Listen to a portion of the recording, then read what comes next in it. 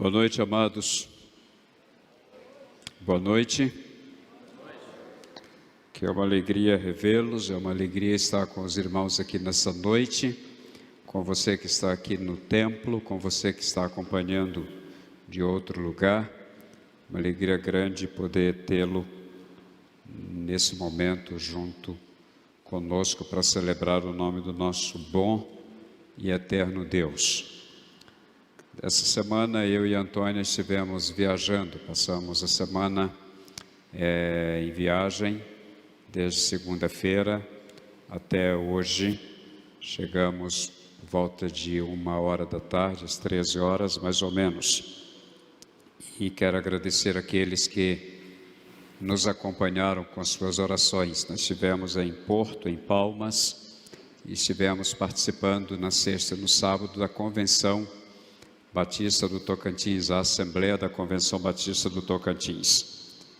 Participamos ali na sexta e no sábado, onde tivemos vários assuntos tratados, entre eles tivemos a eleição da nova diretoria da nossa convenção, e hoje a nossa convenção é presidida pelo pastor Milton Gomes. Peço aos irmãos que orem pela vida dele e pelos demais pares que estarão trabalhando, formando a diretoria da nossa Convenção Batista do Tocantins.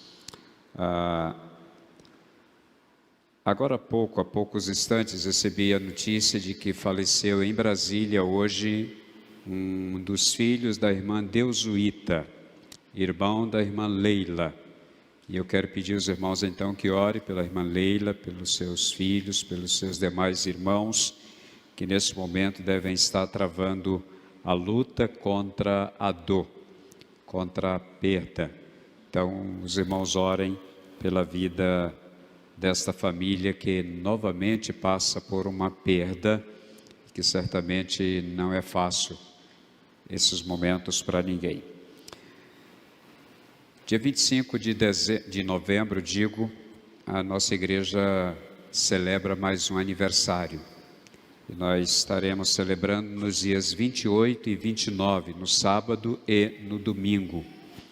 Na quarta-feira, dia 25, possivelmente nós faremos também um culto de celebração e de gratidão a Deus pelos anos de ministério desta igreja.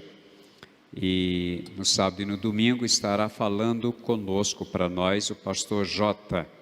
O pastor Jota tem um nome maior, é José... Como é que é mesmo? Agora fugiu o nome do... J. Júnior, conhecido assim. J. Júnior, eu fui pastor dele, da família dele. Eu fico até receoso de falar essas coisas, Jô, porque aí já denuncia alguns probleminhas, algumas coisas. Mas eu fui pastor dele quando ele tinha 6 anos de idade. Você diz, pastor, tudo isso? Pois é. Eu o batizei quando ele tinha 12 anos de idade. E hoje ele é pastor, e ele estará conosco no sábado e no domingo, trazendo a mensagem do Senhor nos dias 28 e 29 de novembro. Comece a orar ou continue orando por esse trabalho, pelo que realizaremos nesses dias. Quero convidá-los a acessarem ou abrirem suas Bíblias. Se for celular, é acessar. Se for a Bíblia de papel, é abri-la. Então, primeira carta de Paulo aos Tessalonicenses, capítulo 1.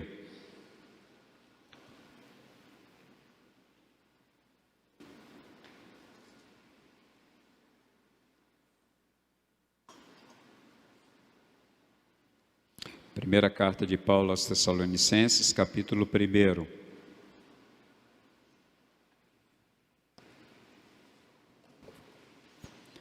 O tema que quero falar me sugere automaticamente um questionamento.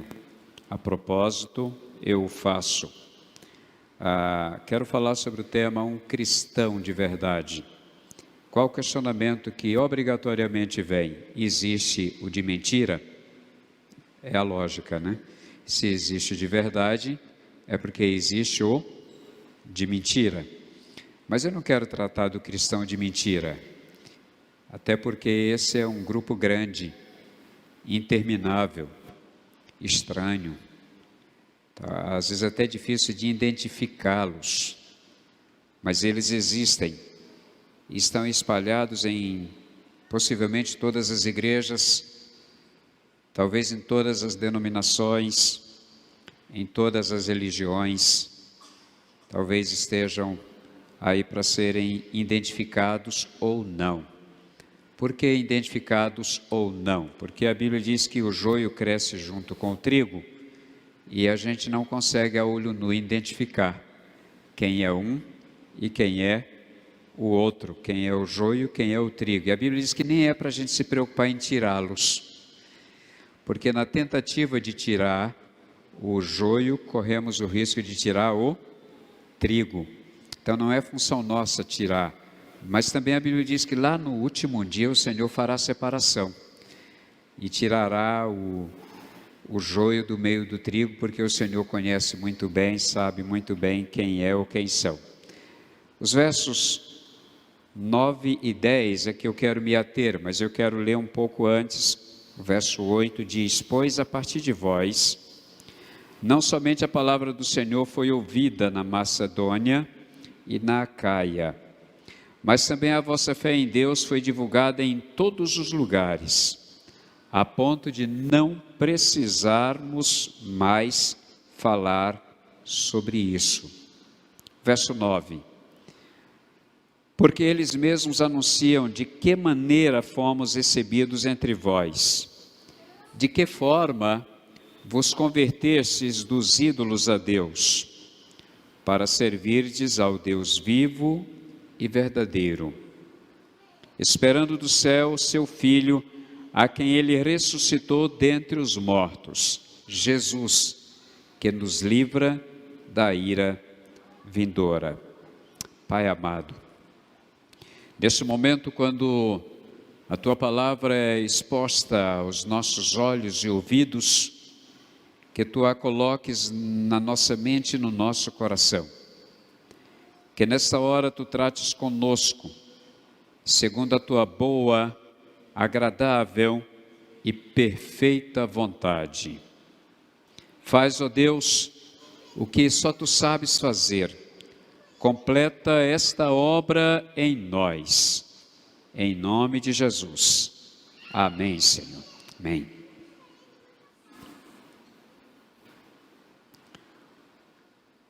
A palavra cristão não é a palavra talvez mais interessante para se usar hoje, quando se queira identificar ou quando se deseja identificar aqueles que podemos também chamá-los de seguidores de Cristo Jesus. Obrigado. Está tremendo? Tchau.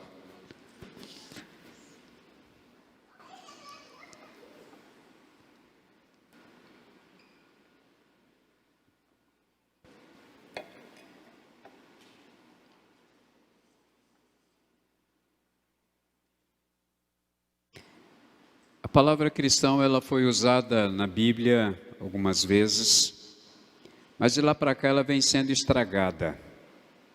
Ou seja, ao longo do tempo, com o passar do tempo, é uma palavra que vem sendo estragada. Como assim estragada?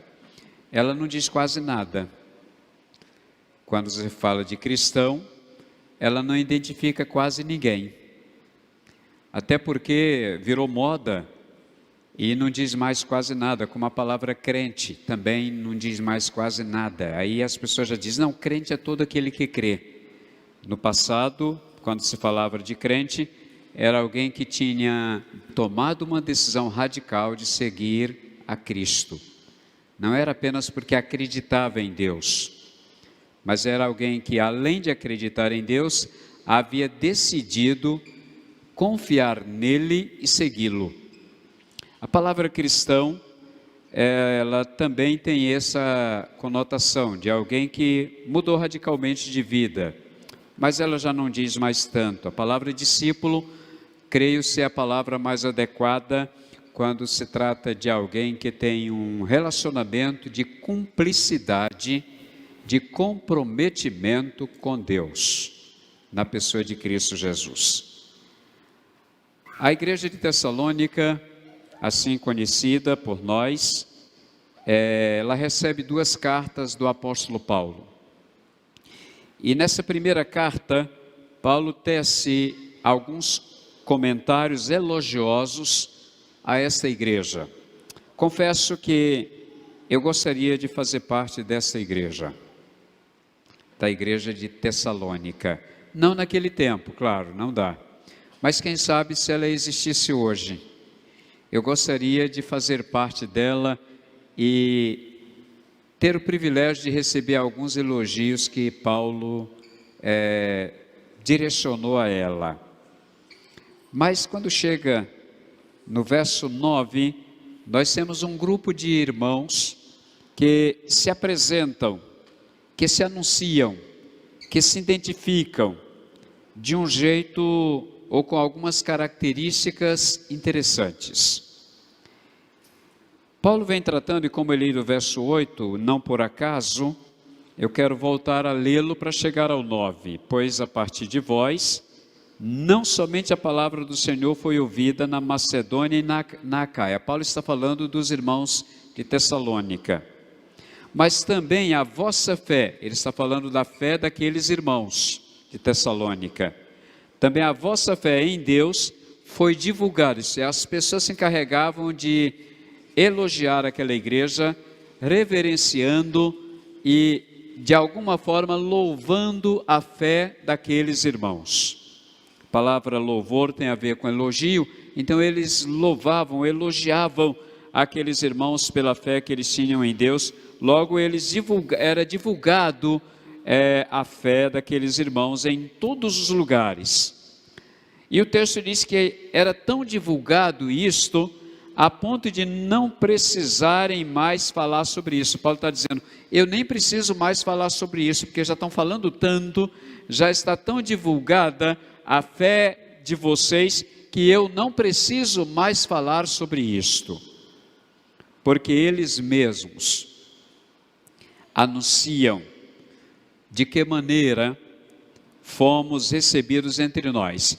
Paulo chama a atenção da maneira como eles falavam deles e como ele, Paulo, junto com eles, fazia isso. Ele diz, porque eles mesmos anunciam de que maneira fomos, ou seja, os outros estavam anunciando, os outros estavam dizendo como aqueles irmãos chegaram na igreja. Paulo se inclui no meio, ou seja, os demais anunciavam, os da região da Macedônia, da Acaia, falava tão bem da igreja de Tessalônica, que Paulo agora se sentia no meio deles, a ponto dele dizer, porque eles mesmos anunciam de que maneira fomos recebidos entre vós.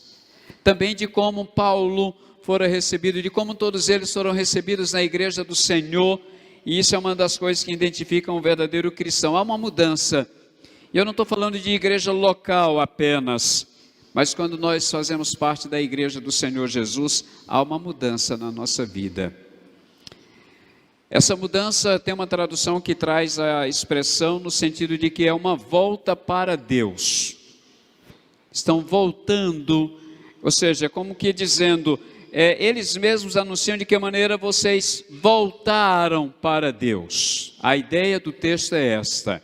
Eles estão anunciando de que maneira vocês voltaram para Deus, como estamos, ou como foi a nossa volta para Deus.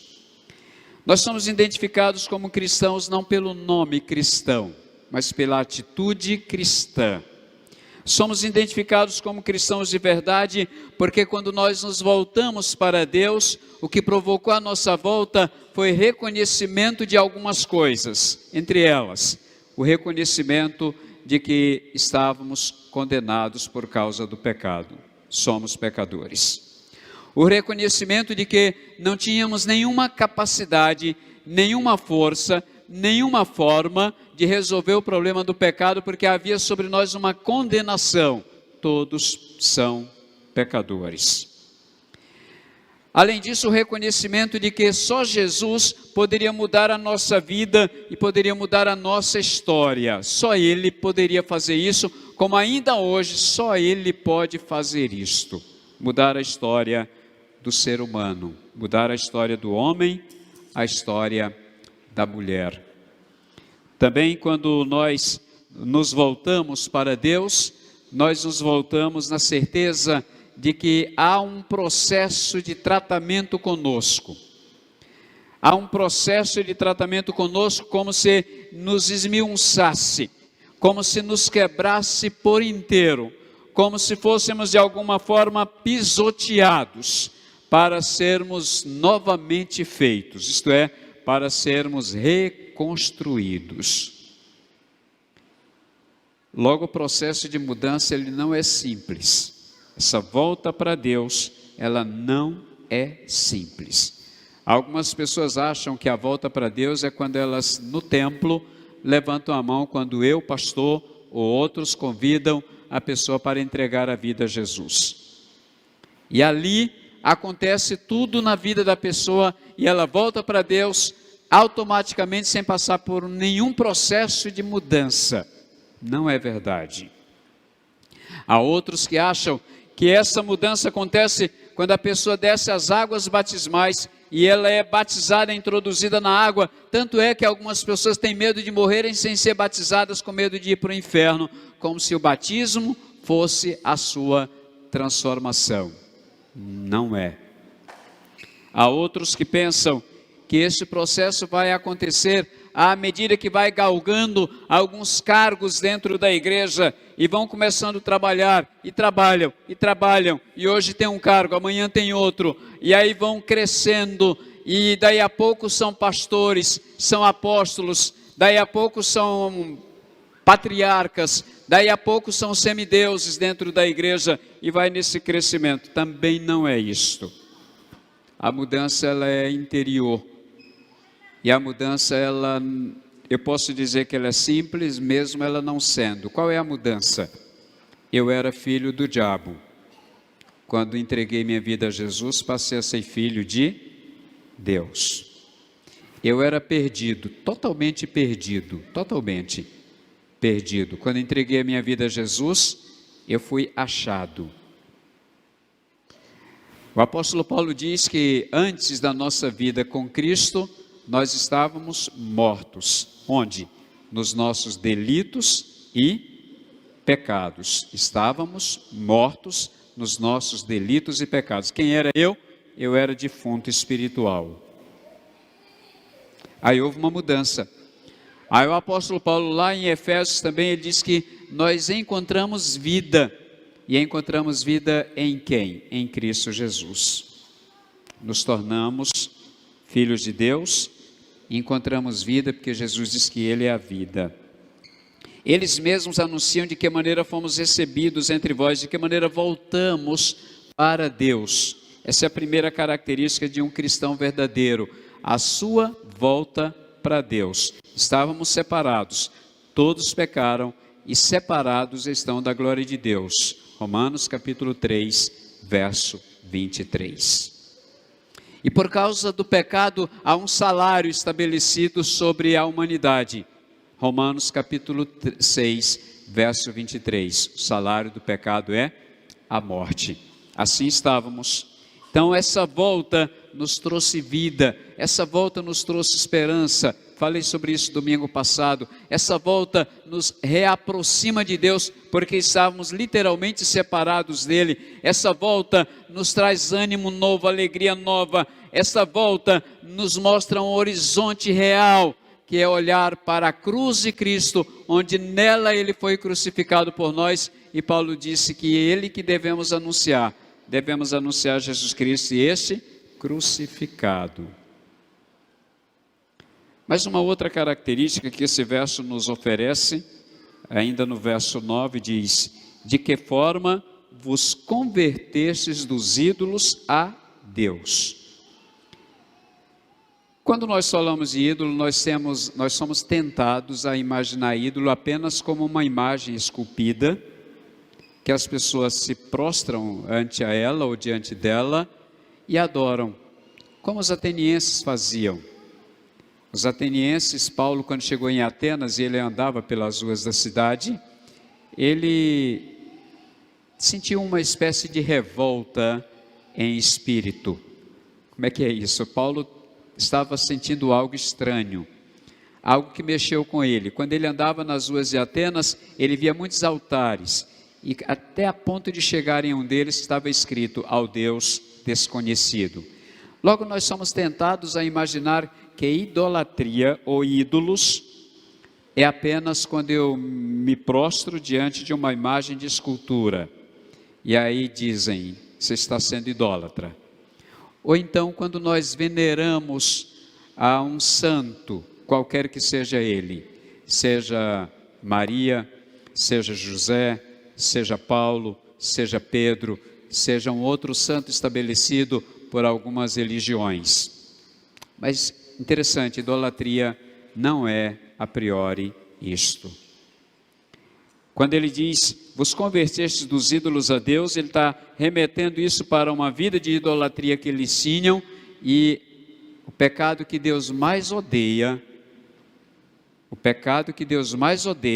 é o pecado da idolatria. Você sabia disso? Por quê? Porque idolatria é quando eu coloco qualquer coisa ou pessoa antes de Deus. Qualquer coisa ou pessoa. Quando eu coloco o dinheiro antes de Deus, eu estou sendo idólatra. Quando eu coloco o meu time de futebol antes de Deus, eu estou sendo idólatra. Quando eu coloco a minha família antes de Deus, eu estou sendo idólatra. Quando eu coloco a minha religião antes de Deus, eu estou sendo idólatra. E quando eu coloco qualquer coisa ou pessoa antes de Deus, eu estou sendo idólatra. Então é preciso ter muito cuidado até quando vamos criticar a idolatria de alguém, porque de repente eu estou sendo idólatra sem perceber. E não poucas vezes nós vemos comportamentos idólatras. Não poucas pessoas crentes, evangélicas, gospel, cristãs, batistas e de outras denominações com comportamentos idólatras. Mas Paulo está dizendo que um cristão verdadeiro, ele é identificado quando ele se converte dos ídolos para Deus. Isto é, quando ele abandona todos os ídolos e ele entende o que a palavra de Deus diz: buscai primeiro o reino de Deus, e todas as demais coisas lhe serão acrescentadas.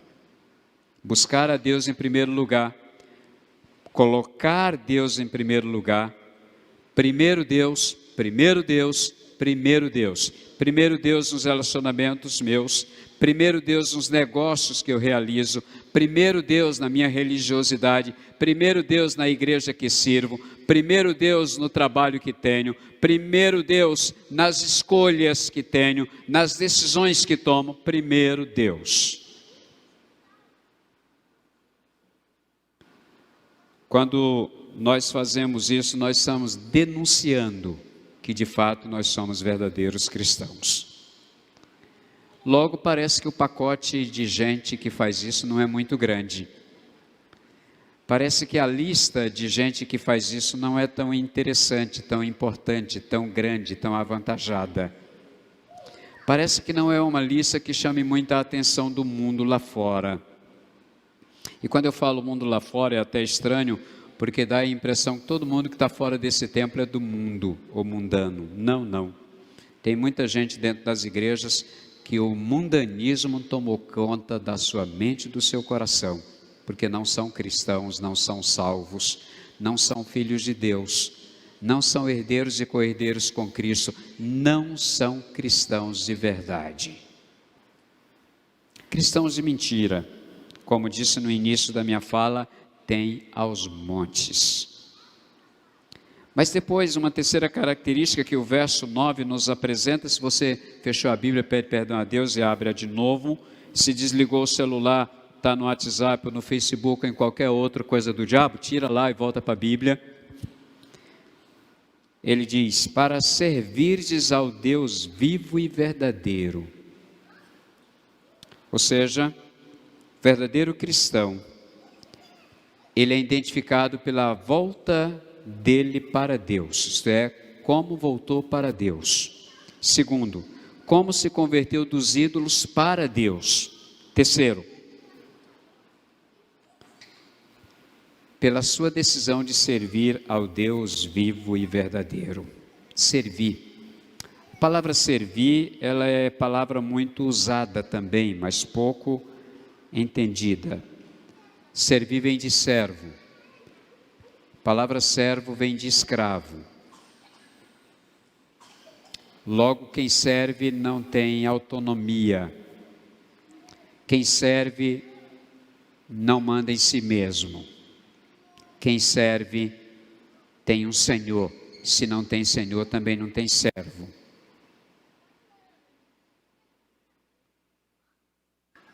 E eu não sei quantos de nós aqui hoje teríamos coragem de assinar algum documento dizendo: eu topo servir a Cristo. Isto é, eu topo ser escravo de Cristo. Se eu topo ser escravo de Cristo, aí Paulo diz: vivo não mais eu, mas Cristo vive em mim. Aí já não sou eu mais que mando nos desejos da minha carne, que são pecaminosos, nos pensamentos que tenho, que são pecaminosos, nas decisões que tomo, que são pecaminosas, nos lugares que vou ou que pego, que mostram os meus pecados. Servir ao Deus vivo e verdadeiro tem um preço. Você sabia disso? Para ir para o céu você não precisa pagar nada. Daqui a pouco nós vamos ter a oportunidade em que a igreja vem aqui nesse gasofilaço e deposita seus dízimos e ofertas. Todo domingo a gente faz isso. Daqui a pouco nós vamos fazer isso, né? E alguns irmãos vão sair dos seus lugares e voluntariamente virão fazer isto. O interessante é que quando você trouxer algum centavo para colocar ali, você não está comprando salvação, porque salvação não está à venda. Quando você vier e fizer isto, você não está pagando para entrar no céu, porque o céu não está à venda. Ele não está à venda. Ele não está à venda como se compra alguma coisa no mercado ou na feira. Servir ao Deus vivo tem um preço, e esse preço não é dinheiro. Servir a Deus tem um preço, e esse preço não é matemático.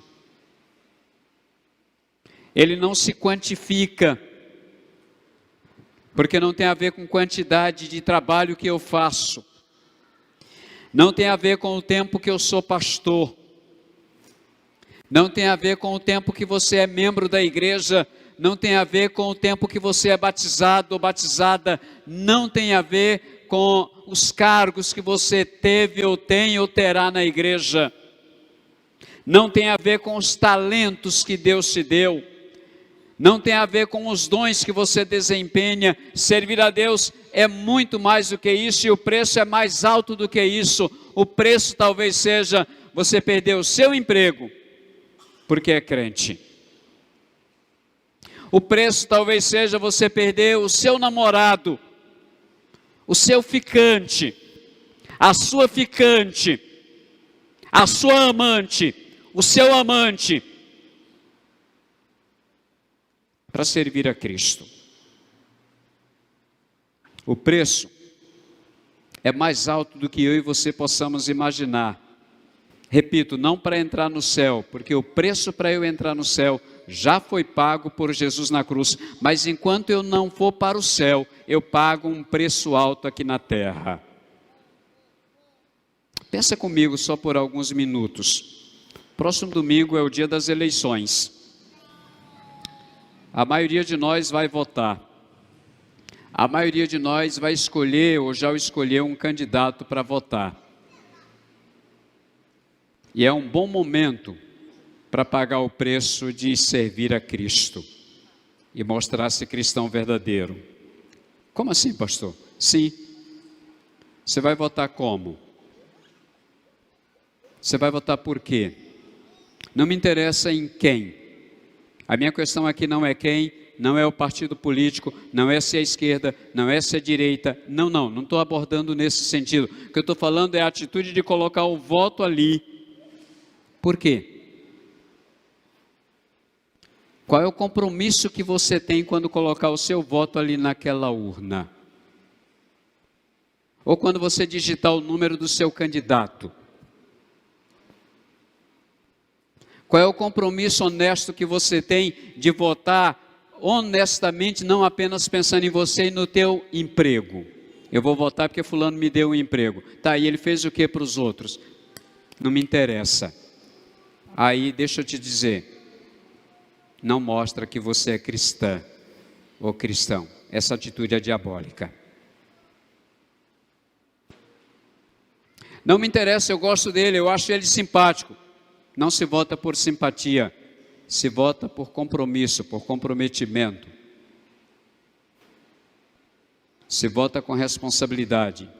Fala-se muito de corrupção na política e aponta o dedo da corrupção ou para a corrupção do candidato que compra voto. Só tem quem compra voto porque tem quem vende.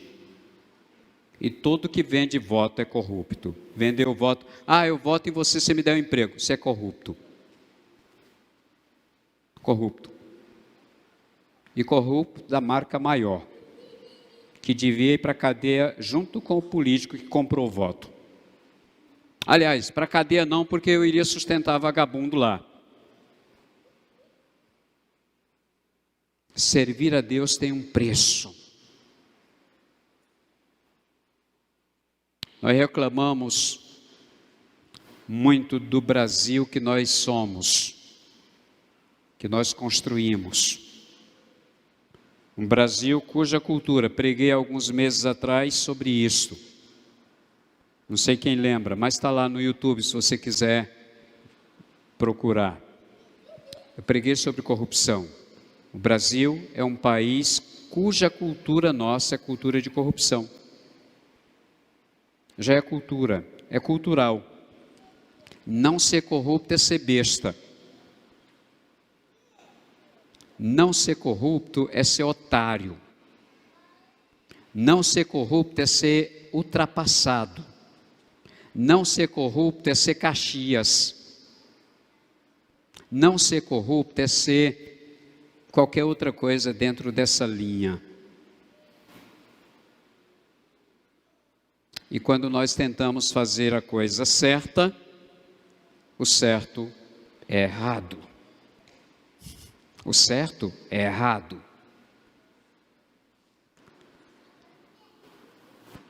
Olha só, queridos, o texto diz: porque eles mesmos anunciam de que maneira fomos recebidos entre vós, de que forma vos convertestes dos ídolos a Deus, para servirdes ao Deus vivo e Deus verdadeiro. Não é servir qualquer Deus. Somos uma nação cheia de deuses. O mundo é cheio de deuses. Mas nós nos convertemos dos ídolos a Deus para servirdes ao Deus vivo. Ao Deus vivo, não é qualquer Deus. O Deus vivo é aquele que se fez carne, habitou entre nós, cheio de graça e de verdade, e que ele, se fazendo carne, ele viveu 33 anos entre nós, foi crucificado, morreu no meu e no teu lugar, foi sepultado e ressuscitou ao terceiro dia e está vivo para a glória de Deus Pai. É esse Deus, queridos. É esse Deus. O senhor serve o Deus da Igreja Batista? Não, eu sirvo o Deus vivo e verdadeiro. A Igreja Batista decide se quer Ele como Deus. Deus vivo e verdadeiro que me ama você, mas ama mesmo, ama de verdade. Cristão verdadeiro serve a Deus de forma incondicional, se colocando na condição de, se necessário for, morrer por Jesus. Morrer por Jesus. Morrer por Jesus. Eu ouvi uma coisa ontem muito legal quando eu estava almoçando na casa de uma irmã missionária muito querida. Estava conversando com um irmão, um evangelista, e ele me disse algo muito interessante. Ele foi participar de uma empresa estava contratando alguém e ele foi participar da seleção para saber se ele seria contratado ou não. Eram muitas pessoas, mais de 100 pessoas na seleção. Finalmente ficaram 2 pessoas, encurtando toda a história. Ficaram 2 pessoas de toda aquela lista. E dessas 2 pessoas que ficaram, uma era ele e outro. E a pessoa que foi entrevistá-lo vinha de longe, de uma outra cidade para entrevistá-lo. Quando chegou então, a pessoa pegou a ficha dele, olhou para ele e disse: a sua ficha é muito boa. Dos mais de 100 candidatos, você é um e tem mais um outro que estão concorrendo à vaga. As suas entrevistas foram boas, foram várias entrevistas e você foi muito bem em todas elas, mas tem um problema na sua ficha. A sua ficha identifica você como um crente batista. E isso é um problema. Ele disse: a nossa empresa não contrata crente, muito menos batista. Então o senhor vai fazer o seguinte: eu vou imprimir uma outra ficha, o senhor vai preencher essa outra ficha e chegar nesse lugar aqui, o senhor salta e não coloca nada lá. E o emprego é seu. E ele disse: não precisa de outra ficha, eu não vou preencher outra ficha, eu não preciso do emprego.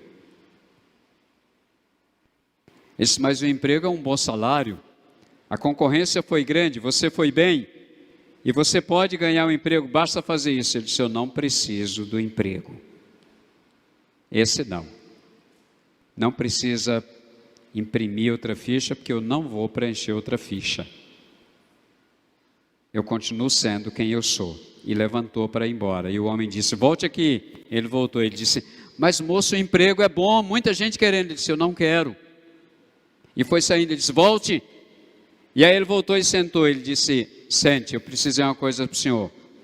Eu trabalho nessa empresa, mas eu também sou pastor. E eu pedi para vir entrevistar o senhor. Eu viajei não sei quantas horas para vir lhe entrevistar, porque eu queria colocar você em prova, em teste, para saber quem era que realmente estava contratando. Você preencheria outra ficha? Você negaria quem você é? Você manteria a sua identidade com Cristo? Você manteria o seu compromisso feito com o Senhor? Você pagaria o preço de perder tão grande oportunidade? Você pagaria o preço de perder alguém que diz: eu não quero mais você, eu não quero mais a tua amizade, eu não quero mais me relacionar contigo, eu não quero mais você na minha empresa, eu não quero mais na minha casa que você está alugando? Você sabia que muitos cristãos já alugaram casa e quando foram pegar a chave, descobriram que era cristão e a pessoa disse: não te alugo mais, porque eu não alugo para crente.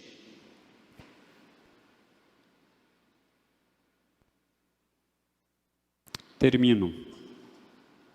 O verso 10 diz: esperando do céu seu filho, a quem ele ressuscitou dentre os mortos. Como identificar um cristão verdadeiro? Ele espera a volta de Cristo Jesus. Ele espera desejoso. Eu não diria ansioso, porque a ansiedade é doença.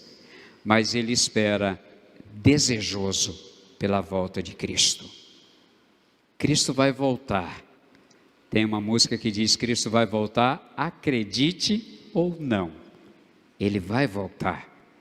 E ele não vai voltar para salvar ninguém. Você sabia disso?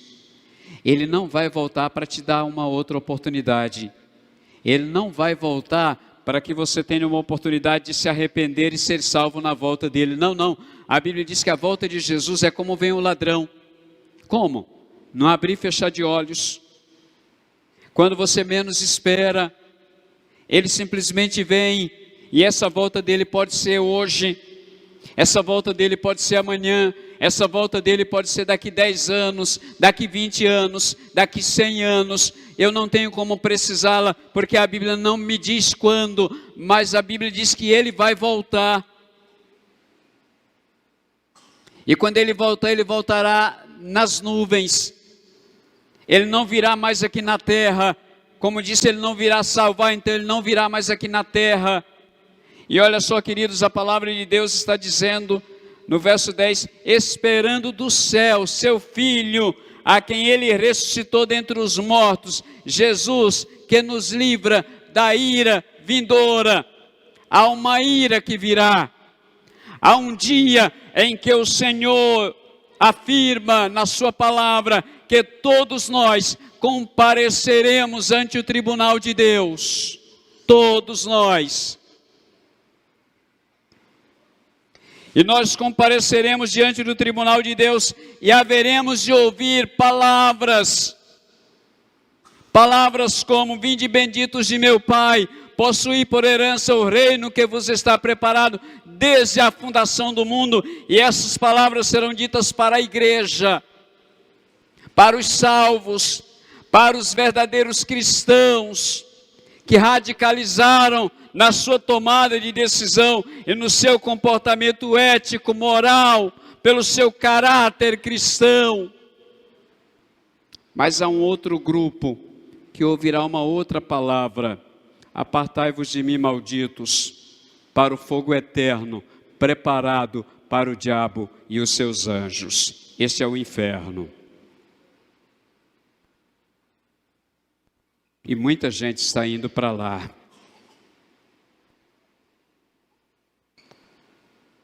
Porque não são cristãos verdadeiros.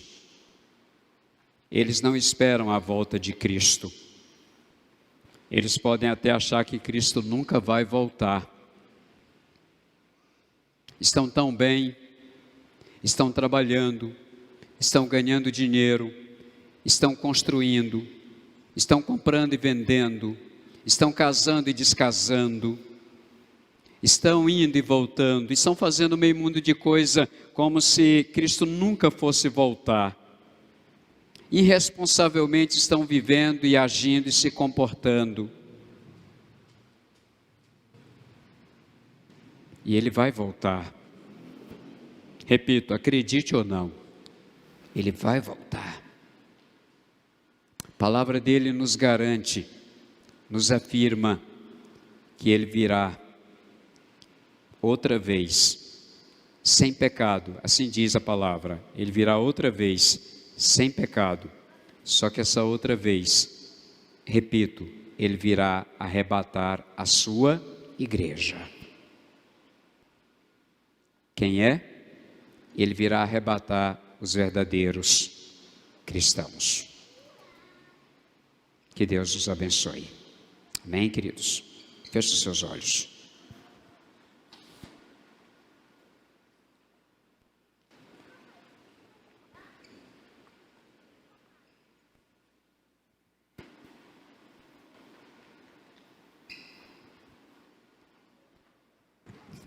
Feche os seus olhos e ora ao Senhor. Costumam perguntar ao término do culto: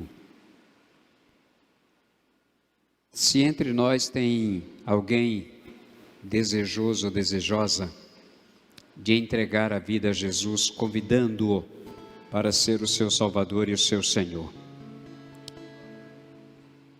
E geralmente eu peço que façam um sinal dizendo: eu quero entregar a minha vida a Jesus e quero convidá-lo para ser o meu Salvador e Senhor. Tem alguém aqui que queira fazer isso? Levante sua mão. Entregando sua vida a Jesus. Tem alguém afastado que queira se reconciliar com Deus essa noite? Levante sua mão. Não me interessa o motivo do teu afastamento, do teu distanciamento. Se você deseja voltar para o Senhor, levante sua mão. Em nome de Jesus. Tem alguém aqui? Senão eu não vou insistir, deixando a decisão com você. Antes de orar, eu quero convocar a igreja para quarta-feira, no culto de quarta-feira, nós termos um culto administrativo, onde estaremos aprovando alguns relatórios financeiros. Nós temos muitos, porque esse ano não foram aprovados nenhum ainda, por causa da pandemia. E eu sei que muitos de vocês não gostam de culto administrativo, porque diz, pastor, culto administrativo é chato. É verdade, é chato mesmo, mas venha assim mesmo. Venha, porque se você não vier, você está transferindo a responsabilidade para outras pessoas tomarem a decisão. Então, por favor, venha quarta-feira para que nós tratemos dos negócios da igreja. Pai, no nome de Jesus, nós agradecemos pela Tua palavra, agradecemos pelo Teu poder, agradecemos porque o Senhor que nos salvou, é o Senhor que nessa noite está presente nesse lugar, recebendo o nosso louvor e recebendo a nossa adoração. Abençoa cada pessoa que aqui está, os que estão acompanhando pela internet, em qualquer lugar onde estejam. Quero pedir ao Senhor que trate com cada um agora, promovendo reconciliação, promovendo salvação, promovendo o renovar do compromisso contigo. Agora, Pai, dá-nos uma noite de paz, uma semana debaixo dos Teus cuidados na Tua presença. Que Tu nos leves em paz e em segurança para os nossos lares.